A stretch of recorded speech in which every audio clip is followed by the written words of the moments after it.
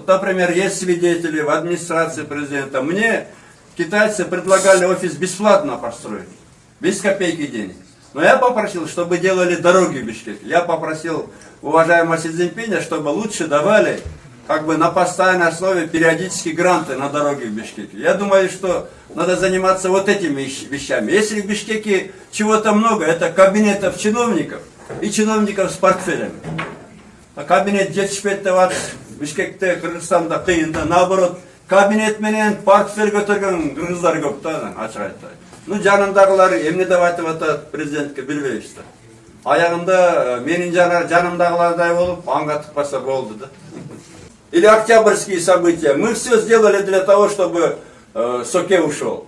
Я 9-го тоже, да, выходил, чтобы Соке ушел. Посмотрите, что я там говорил.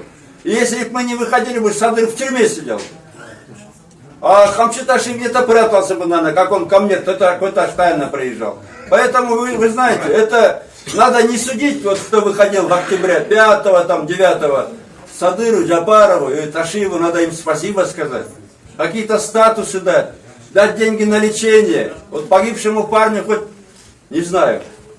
Все это неправильно. Bu nersa Xudoga jaqpaydi da, bir kuni Xudoy uradi.